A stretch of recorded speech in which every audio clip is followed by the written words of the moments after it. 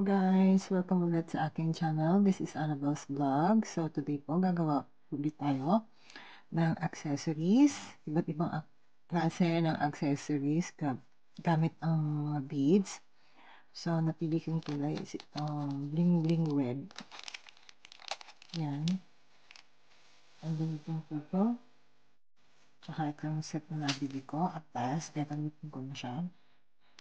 So, yung design na gagawin ko for today is yung mga gamit ko sa akin on my daily use, like bracelets, fashion rings, at saka yung waist mask holder. So, yun ang kakailangan natin for today. Beads, fish line, tape, long nose, flat long nose, super glue, ruler, pwede na rin.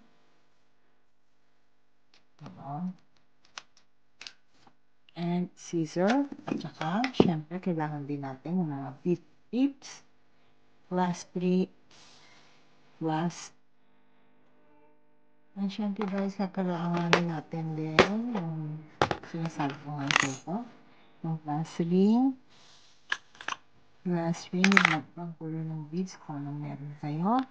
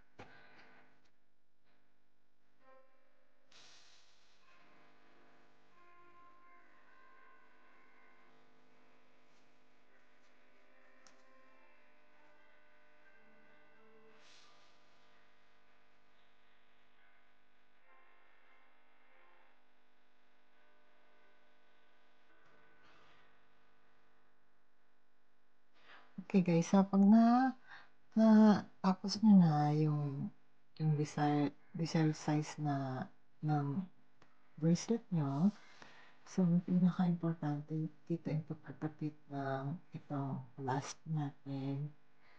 So okay, so sa dulo nitong inyong fish line, pasok dito yung fish line. Okay, so ganyan. Diba? And then, ating big tips. Ito yung pangasara niya para ma-lock yung ating fish line. So, papasok mo yung ganyan. Then, papalik dito. Papalik dito. Paano pa?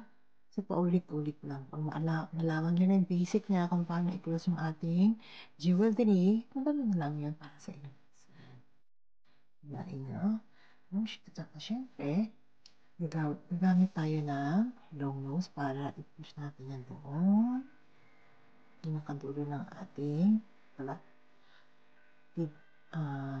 big tips. So, yan guys. Push na natin dito ang ating tips. Then, ipipress natin siya. Dahan-dahan. Press. Oh, diba? Sabi na siya. Na-press na siya. So, hindi na siya bumababa. So, kapag na-close na natin yung ating big tips dito, so may natitira siyang push line para hindi matanggal or kung kaya ninyong ibalik itong fish line dito sa butas niya, pasok natin sa mga beads na yon, pabalik, so mas matibay yung paggawa ng ating bracelet. Sigurado hindi siya agad-agad so balik natin siya.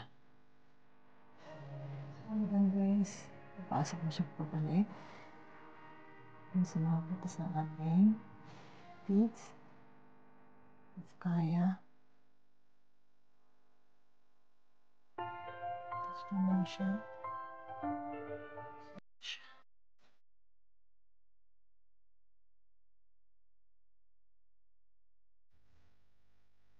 Hindi siya, lumabas na siya dito. Yeah.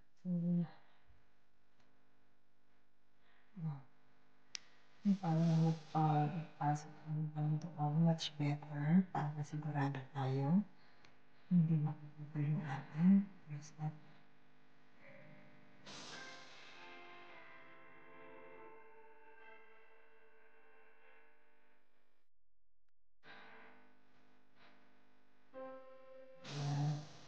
Ano naman lagi ang procedure ng paggawa ng bracelet.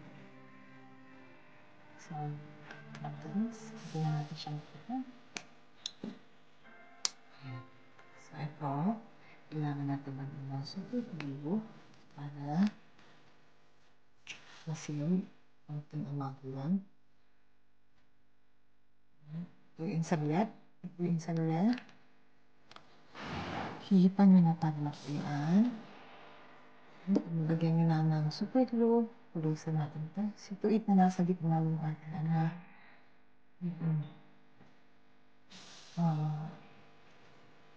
please. Pulusan natin siya. Pantahan.